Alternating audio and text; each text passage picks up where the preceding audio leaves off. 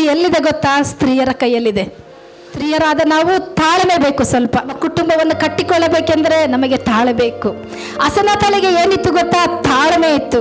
ಮಕ್ಕಳನ್ನು ದೇವರಿಗಾಗಿ ಅವಳು ಬೆಳೆಸ್ತಾ ಇದ್ಲು ಎಂಬುದಾಗಿ ನಾವು ದೇವರ ವಾಕ್ಯದಲ್ಲಿ ನೋಡುತ್ತೇವೆ.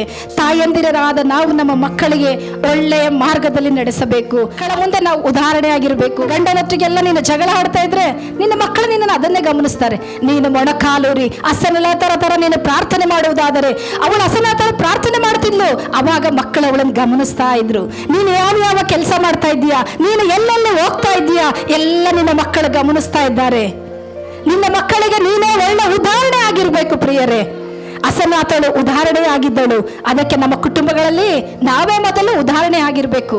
ನಾವು ಪ್ರಾರ್ಥನೆ ಮಾಡಬೇಕು, ಮಕ್ಕಳನ್ನು ಪ್ರೋತ್ಸಾಹ ಪಡಿಸಬೇಕು. ಗದರಿಸು, ಬೆತ್ತಡೆಯ ಪಿತ ಶತ್ರುಗೆ ಸಮಾನ ಅಂತ ನಾವು ದೇವರ ವಾಕ್ಯದಲ್ಲಿ ನಾವು ನೋಡ್ತೇವೆ. ಆದರೆ ಅಯ್ಯೋ ನನ್ನ ಮಕ್ಕಳು ಬೆಳೆದು ನಿಂತಿದ್ದಾರೆ, ಅಯ್ಯೋ ಅವರು ಗದರಿಸಿದ್ರೆ ಹೀಗೆ ಮಾಡ್ಕೋತಾರೆ, ಹಾಗೆ ಹೆದರಬೇಡ. ದೇವರ ಸಂಧಾನದಲ್ಲಿ ಮೊಣಕಾಲೂರು, ದೇವರನ್ನು ಹತ್ತುಕೋ, ದೇವರನ್ನು ಕೂಗು. ದೇವರು ಬಿಡುಗಡೆ ಕೊಡುವ ಆತನು ದೇವರಾಗಿದ್ದಾನೆ ಪ್ರಿಯರೇ. ಅಸನಾತಳು ಲೋಕದ ವಿಷಯವಾಗಿ ಕಲಿಸಲಿಲ್ಲ, ದೇವರ ವಾಕ್ಯದವನ್ನು ಕಲಿಸಿದಳು ಅಸನಾತಳು. ಅದಕ್ಕೆ ಅವಳು ಏನು ಮಾಡಿದಳು ಗೊತ್ತಾ? ಒಳ್ಳೆ ಫಲವನ್ನು ಕೊಯ್ದಳು. ನಾವು ದೇವರ ವಾಕ್ಯದಲ್ಲಿ ಮಕ್ಕಳನ್ನು ಬೆಳೆಸುವಾಗ ಅವರು ಒಳ್ಳೆ ರೀತಿಯಾಗಿ ಬೆಳೀತಾರೆ, ಫಲ ಕೊಡ್ತಾರೆ. ಆ ಫಲ ಕೊಡುವಾಗ ನಮಗೆಷ್ಟು ಸಂತೋಷ ಅಲ್ಲ?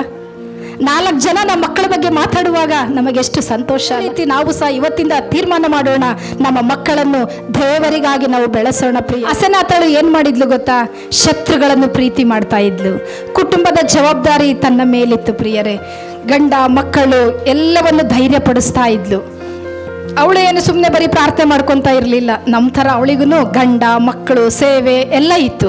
ಆದರೆ ಅವಳು ದೇವರ ಸನ್ನಿಧಾನದಲ್ಲಿ ಪ್ರಾರ್ಥನೆ ಮಾಡ್ತಾ ಇದ್ಲು, ಮತ್ತೆ ಶತ್ರುಗಳನ್ನೆಲ್ಲ ಪ್ರೀತಿ ಮಾಡಿದಳು. ನಾವು ಅಷ್ಟೇ, ನಮಗೆ ಯಾರಾದರೂ ಶತ್ರುಗಳಿದ್ದಾರಾ?